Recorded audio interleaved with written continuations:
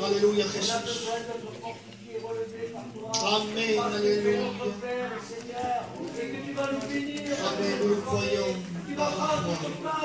Par le Saint-Esprit, garde-moi ton serviteur, Seigneur, pour toi. Dans le nom de Jésus, merci, Seigneur. Amen. Alléluia. Je vais aussi appeler une soeur pour une expérience sur le témoignage. Je vais appeler la compagne à Maëlle, alléluia, qui est parmi nous. Je vais appeler qui a une expérience sur le témoignage.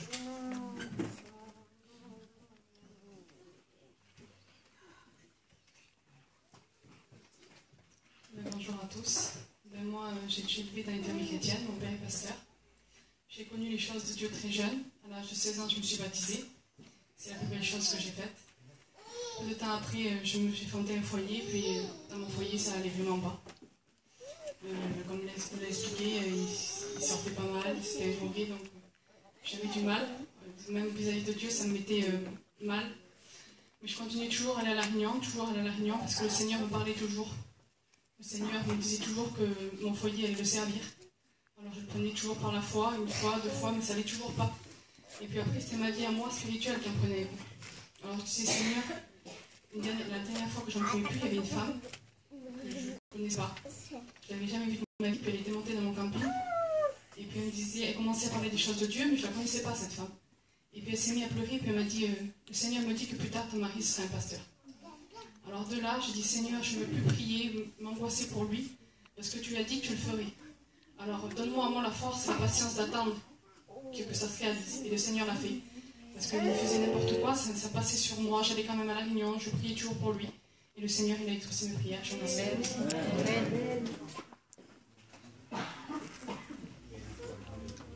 Gloire à Dieu. C'est le calme et la confiance que sera ta force. Et quelle force? De nous, non. Mais à lui, oui. Alléluia. Voilà, je vais appeler Miguel qui va nous chanter une chanson de la gloire de Dieu. Et pourquoi nous serons passés entre frères?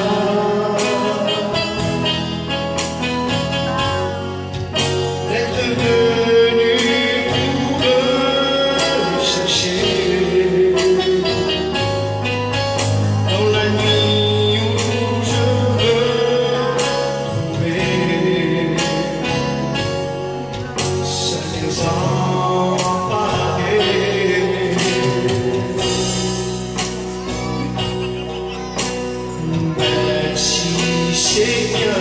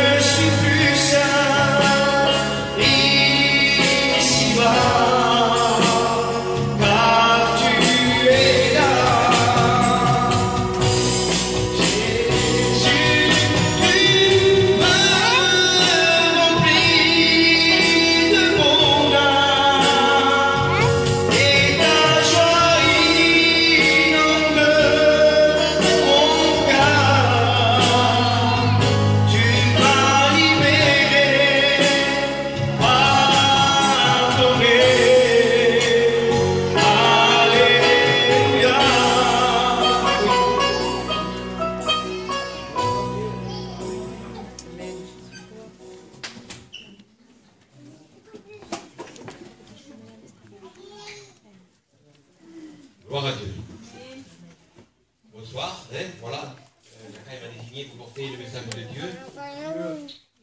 C'est une responsabilité, parce qu'il faut se placer devant Dieu. Et quand on vient de là, on cherche le message de Dieu, la volonté de Dieu, ce que Dieu veut dire. Il y a plein de messages dans la Bible.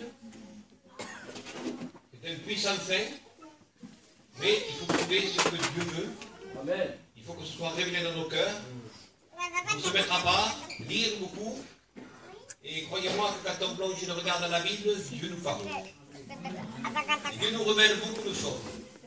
Et on ne peut pas échapper à la révélation de Dieu. Dieu habite une lumière qu'on ne peut pas refaire. Tellement brillante, plus grande qu'un soleil, par son éclat, par sa puissance. C'est pour ça que la parole de Dieu dit qu'on ne peut voir Dieu et vivre. Il doit avoir une telle puissance qu'on doit se consumer devant son regard, devant sa sainteté, devant sa justice, devant ce qu'il est et ce qu'il représente. Il faut la Bible entière, il faut la révélation de Dieu. Il faut que Dieu s'abaisse avec des mots pour qu'on puisse comprendre enfin qu'est-ce qu'il est réellement. Il se révèle minimement, parce qu'il ne peut pas se révéler, parce que les mots ne pourraient pas le dire, ce qu'il est vraiment. Mais à travers la Bible, on peut comprendre qui il est. On peut comprendre qu'il est le Dieu créateur, le Dieu tout-puissant, qu'il est au-dessus de toutes choses, qui règne éternellement. Il n'y a rien au-dessus de lui. Il est le créateur. Il a tout créé. Il décide tout. Il voit tout. Il dit qu'il regarde sa parole afin qu'elle s'accomplisse. Tout ce qui est marqué dans sa parole doit s'accomplir. Du début jusqu'à la fin. Et là, on voit dans la parole de Dieu que Dieu a fait beaucoup de choses pour l'homme. Il a écrit la Bible pour l'homme. Il a créé la terre pour l'homme. Il a tout fait pour l'homme. Il voulait que l'homme soit heureux. Il voulait que l'homme vive éternellement. Mais il s'est passé quelque chose dans le jardin de l'Éden. Il s'est passé qu'une créature est venue proposer autre chose à la créature de Dieu. Elle était déjà tombée de haut. Dieu l'avait précipitée dans sa justice, dans sa sainteté. Il l'avait jetée hors de lui, loin de lui. Il ne pouvait pas rester, parce que Dieu n'habite pas et ne veut pas cohabiter avec tout ce qui est contraire à lui. Dans cet être qui était rempli de haine et d'orgueil, il a fallu qu'il le jette. Il ne pouvait pas rester à côté de Dieu. Et de là, il a déclaré la guerre à Dieu. Il a déclaré la guerre à la créature de Dieu, celle qui était faite à son image. Dieu l'avait gardé dans le jardin de l'Éden pour le cultiver. Et cet être-là, qui représente Satan, il le déclare comme l'animal le plus rusé. Il vint auprès de l'homme et lui proposait quelque chose pour qu'il obéisse. C'était un arbre qui était planté, et à travers cet arbre, Dieu voulait que l'homme reste obéissant. On dirait qu'à travers l'obéissance, Dieu réclame quelque chose. Dans sa sainteté, il se révèle à l'homme et dit, je suis là, je suis Dieu. Même si tu es une créature, je mets en toi quelque chose qui te fera exprimer ce que je suis. Je suis le Dieu, le très haut, le plus grand. Je vais essayer de bien expliquer ce qu'est Dieu. Les mots sont faibles parce que c'est un homme qui en parle et il est inexprimable. Il est tellement grand qu'on ne peut pas l'exprimer. De ce fait, cet être-là est venu proposer à l'homme quelque chose pour que, à travers la désobéissance, il puisse pécher. Mais il y a proposé autre chose. Il a dit que tes yeux s'ouvriront sur quelque chose. Tu deviendras comme des dieux. Et je remarquais dans la parole de Dieu, des dieux avec un X. Et je me suis rappelé qu'aux études, il disait que les anges sont des dieux. Et puis encore, les anges déchus. C'est des dieux des ténèbres, ils sont là, ils se lèvent, ils se relèvent comme des dieux, et c'est des dieux mensongers. Et à travers ça, il a voulu le faire voir, et qu'il pouvait entrevoir qu'il y avait autre chose pour lui. Pourtant, Dieu le voulait garder dans l'innocence. Combien il est bon d'être innocent, de ne pas connaître. Et quand on connaît, on est devant la responsabilité. Et de ce fait, l'homme a péché. il a comme mordu d'un venin qui allait contaminer l'homme, il allait lui donner la mort. Une mort spirituelle et physique. Parce qu'une fois que l'homme a péché, ses jours étaient déterminés sur la terre. Il ne pouvait pas vivre. Il dit que le plus vigoureux, le plus gaillard, pouvait vivre jusqu'à 120 ans. Et de là, quand il a péché, ses yeux se sont ouverts vers le bien et le mal. Mais il n'a pas conçu à lui de vouloir essayer de faire le bien, parce que c'était à travers sa propre justice. Il ne dépendait plus de la justice de Dieu, il dépendait de sa propre justice. Maintenant que ses yeux pouvaient s'ouvrir, il était dépendant de lui-même, de ce qu'il pouvait décider. Plein de choses allaient être devant lui, plein de choix allaient être devant lui, comme devant nous. Et on voit à travers la Bible que l'homme a voulu que pécher. On va décider que de pécher. Il n'a pas essayé de faire autre chose. Parce qu'il a assoiffé sa propre justice à lui. Il a fait ce qui était bon à ses propres yeux. Il n'a pas regardé autre chose puisque c'était fermé. Il ne pouvait pas regarder le ciel parce que c'était fermé. Ses yeux étaient rentrés dans les ténèbres. Il était rentré dans une dimension où Dieu s'était écarté de lui. Il se retrouvait tout seul, à pouvoir se gêner tout seul. Et là, on voit la décadence humaine, l'homme se promène dans l'humanité jusqu'à la fin, et on voit que la conséquence du péché, c'est la mort. Mais on voit que le don gratuit de Dieu, Dieu n'a pas laissé le serpent régner dans la mort de l'homme, il a trouvé le moyen. Et on le voit dans la première alliance que Dieu fait avec l'homme, dans le jardin de l'Éden, quand Dieu maudit le serpent. Il dit que dans la postérité de la femme, il surgira quelqu'un qui écrasera la tête. Et cet être qui va descendre de Ève, c'est notre Seigneur Jésus-Christ. Notre Dieu a pourvu pour nous que quelqu'un vienne du ciel pour accomplir ce qu'il avait dit. Au début de la création, un homme descendant de Ève viendrait écraser la tête du serpent. Et là on voit que dans la Bible, le thème central du message de Dieu pour sauver les hommes, parce que l'évangile c'est la bonne nouvelle, faites tout pour sauver les âmes, et c'est la parole de Dieu qui révèle la volonté de Dieu. Annoncer la croix, ça annoncer le péché, donner un remède sans savoir la maladie, ce n'est pas ce que fait les docteurs. Il faut d'abord exprimer, il faut d'abord chercher dans la Bible pourquoi Dieu a tant aimé le monde. Parce que le mot « pourquoi Dieu a tant aimé le monde », on le voit. C'est marqué dans Jean 16, et on dit « Car Dieu a tant aimé le monde qu'il a donné son Fils unique, afin que quiconque croise en lui ne périsse point, mais qu'il ait la vie éternelle. » Le moyen de Dieu pour sauver les hommes, on le sait tous, c'est le Christ. Il nous faut croire. Et le mot « croire », ça vient de la foi. Mais pour croire, il faut voir. Et combien Dieu veut se révéler dans nos cœurs. Ce n'est pas une vision avec des yeux, mais c'est une vision spirituelle. Et pour voir, il faut passer des ténèbres, il faut aller à la lumière. Et c'est pour ça que l'évangile est une lumière. Ce soit pour éclairer nos cœurs, à ce fait que nos consciences puissent être éclairées devant la volonté de Dieu et devant la révélation de Dieu à travers sa parole. Et il dit comme ça dans Jean 3,14, et comme Moïse éleva le serpent dans le désert, il faut de même que le Fils de l'homme soit élevé, afin que quiconque croise en lui ait la vie éternelle. On dirait que ces deux versets, ce sont les mêmes. Là, on voit un serpent qui a été fabriqué par Moïse, par de l'airain. Et je regardais, qu'est-ce que ça voulait dire, l'airain. Il y a eu deux possibilités, à travers les études, qui nous disent que l'airain, c'est la justice de Dieu. Et l'airain, c'est la vérité de Dieu. Pourquoi? Parce que quand on parle de l'homme, on parle de sa justice, elle est comme du fer. Et le fer, ça représente l'iniquité, le péché. Et le péché ne peut pas subsister et vivre éternellement.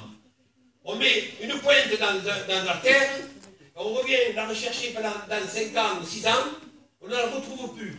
Parce qu'elle revient à la poussière. Tandis que l'airain, on peut le mettre dans la terre, il reste éternellement. Et c'est pour ça que la justice de l'homme, elle est dit à Judas, elle est gravée dans son cœur avec du burin de fer. La justice de l'homme ne vaut rien. Et c'est pour ça que quand on voit que, comme Moïse éleva le serpent dans le désert, il faut que de même que le Fils de l'homme soit élevé. Il s'est passé quelque chose dans ce désert. Israël, avant qu'il rentre en Canaan, il devait traverser un pays, et à travers, il demande à Dieu, et Dieu leur donne ce pays, ce terrain pour passer, et il fallait qu'il dévoue tout par intérisme, il fallait que par l'obéissance, il tue tout le monde. Chose qu'Israël n'a pas fait, il sortit des désert, et on voit qu'Israël hésite, il pêche, et il repêche encore, et on voit qu'il est toujours dans l'obéissance, et Dieu le relève. Et là, pour montrer sa justice, Dieu fait quelque chose. Comme si nous faudrait montrer à nous ce soir, que si Dieu nous voudrait nous montrer à nous ce qu'on est vraiment devant lui. Personne ne pourrait tenir devant la sainteté de Dieu et devant la justice de Dieu. Parce que l'épreuve de la vérité, l'épreuve de la sainteté nous ferait passer par le feu. Et rien de nous pourrait subsister. Rien de nous, notre être, qui fait de poussière, ne pourrait rester devant la sainteté de Dieu. Il faut que quelque chose vienne à nous. Il faut que ce soit le Christ, à travers son œuvre, qui vienne rétablir toutes choses. Et là, on voit que Dieu dit à Moïse, fais-toi un serpent d'airain. Et pour faire les reins, il a fallu qu'il mette une fournaise. Et la fournaise représente l'épuration de Dieu, la justice de Dieu, le feu de Dieu qui consume toutes choses. Et on voit à travers cet acte que Moïse a fait, on voit que Dieu aussi a fait quelque chose. Il n'a pas élevé un serpent d'airain, il a fait autre chose. Mais je voulais revenir à ce peuple, car ils ont été mordus par des serpents, par la désobéissance. Et tous étaient en train de mourir. Et quand il a fait le serpent d'airain, qu'il a élevé le serpent d'airain, il a dit au peuple, tous ceux qui le regarderont vivront. Et croyez-moi qu'ils ont vite fait de se placer devant le serpent et de regarder. Il n'y avait pas autre alternative. Il n'y a pas autre alternative que l'évangile. Il n'y a pas autre alternative pour le salut de l'homme que d'écouter et de croire à ce que Jésus a fait. Dieu a fait quelque chose à travers Moïse pour sauver le peuple, et Dieu a fait quelque chose encore à travers le Christ pour sauver les hommes. Il faut que l'évangile soit expliqué à sa racine. On ne peut pas expliquer l'amour de Dieu sans expliquer le péché. On ne peut pas expliquer l'amour de Dieu sans expliquer la croix. Car le moyen de Dieu pour sauver les hommes, il a fallu que ce soit le Christ.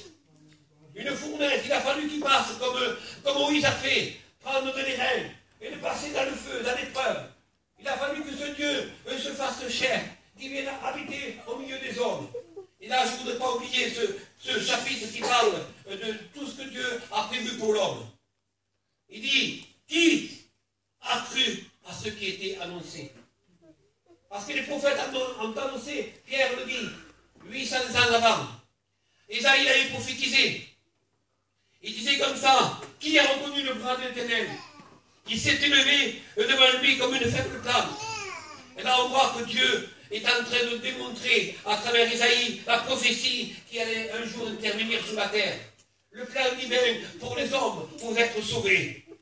Là, ce n'est plus un serpent d'airain qui est au-dessus d'une perche. C'est le Fils bien-aimé de Dieu. L'amour de Dieu pour sauver les hommes. Il est venu sur la terre pour mourir et souffrir.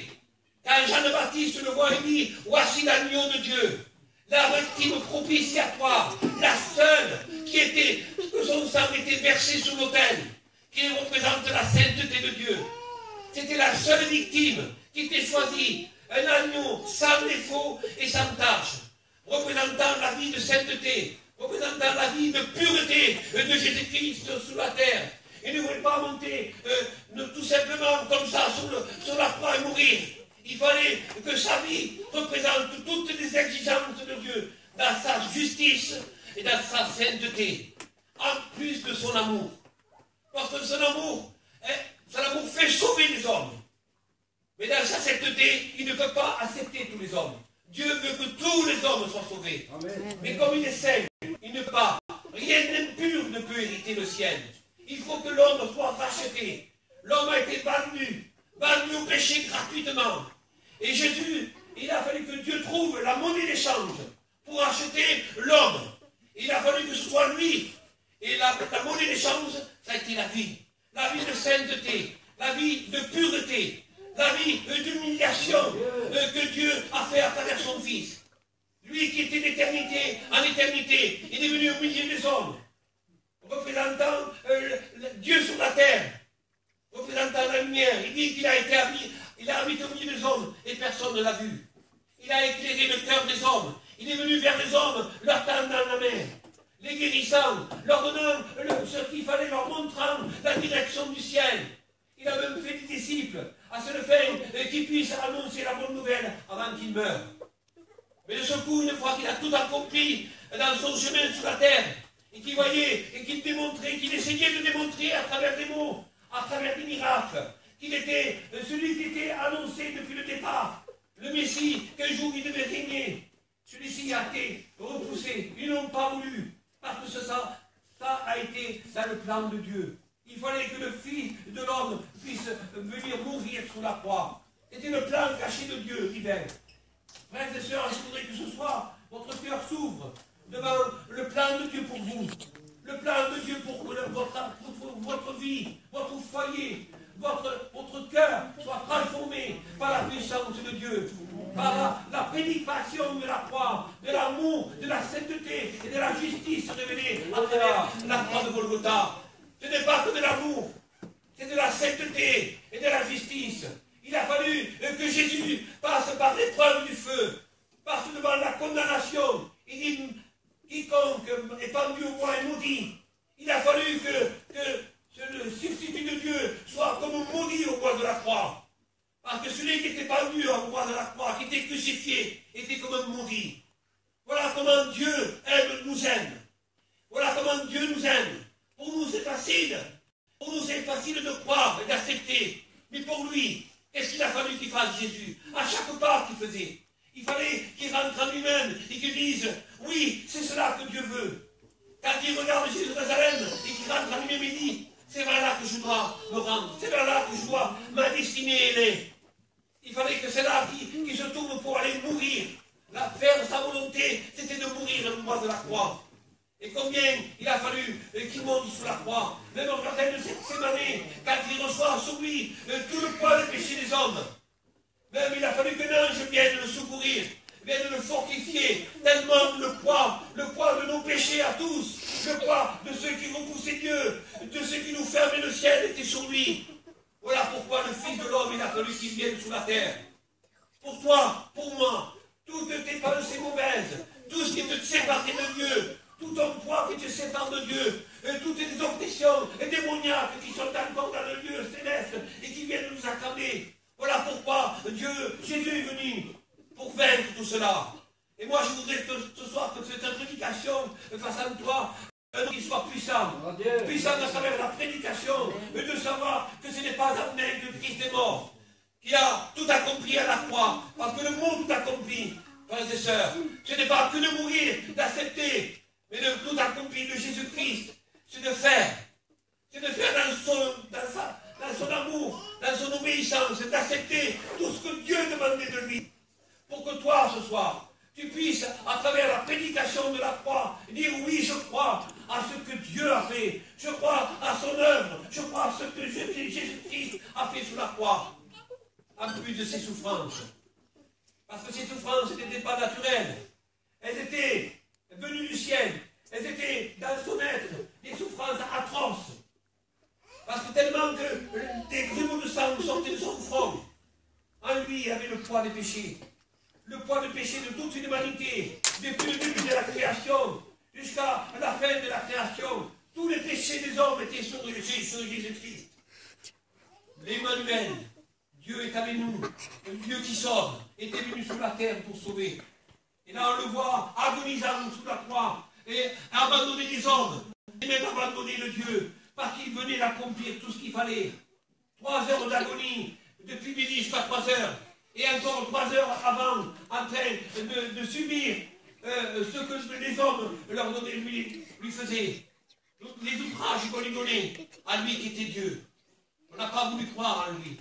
Tellement que le poids des péchés était sur lui. Et je le disais dans la dernière prédication, tellement le poids des péchés était sur lui quand il était à Golgotha. La terre en a tremblé. La terre s'est fendue du poids que des péchés qu'il portait, notre Sauveur. Oui, c'est à travers ces péchés qu'il a portés et qui nous sauve. Parce que son sang, lui qui n'avait pas de péché, a été la monnaie d'échange. Son sang précieux, celui qui nous purifie, celui qui ce soir peut nous amener à la vie, celui qui peut nous redonner des forces pour croire en l'amour de Dieu, pour croire en la sainteté de Dieu. Qui vous ravira de la main de Dieu? Personne ne peut nous ravir de la main de Dieu. Se tourner vers Dieu et croire. Se tourner vers Jésus-Christ et d'accepter son œuvre à la croix. Voilà pourquoi le message de Dieu est donné. Qui a cru? Et je voudrais, frères et sœurs, ce soir, vous dire, vous devez croire à la prédication. Vous devez croire à ce que Dieu a fait. Parce que l'amour de Dieu a été déterminant pour nous. Il a fallu que Jésus-Christ meure. Il a fallu aussi que Jésus ressuscite. Parce que la mort n'a pas pu le garder. Tellement qu'il était puissant dans sa sainteté. Tellement qu'il était puissant dans sa justice et dans sa sainteté. La mort n'a pas pu le retenir. Son aiguillon de la mort n'a pas pu. Il a vaincu la mort. Il a vaincu toutes les dominations. Il les a traînés devant tout le monde. Tout le monde a été au courant de la victoire de Christ. Et c'est pour ça, ce soir, Dieu te demande de croire pour avoir la vie, de croire à ce qu'il a fait, lui, par son amour, et par l'obéissance, et par les souffrances, et par sa justice, de croire à ce que Jésus a fait. Et je voudrais, ce soir, à travers ces quelques mots, qu'on puisse prendre conscience de son amour. Et je voudrais que vous fermiez les yeux, et que Vicente vienne chanter un cantique. Après quoi, je dirai encore quelques mots. Béni soit Dieu. Béni soit Dieu. Alléluia. Nous louons Seigneur. Alléluia, Seigneur. Béni soit Dieu. Alléluia. Alléluia. Béni soit Dieu. C'est grand ce que tu as fait, mon Dieu. Tu t'es élevé, Seigneur.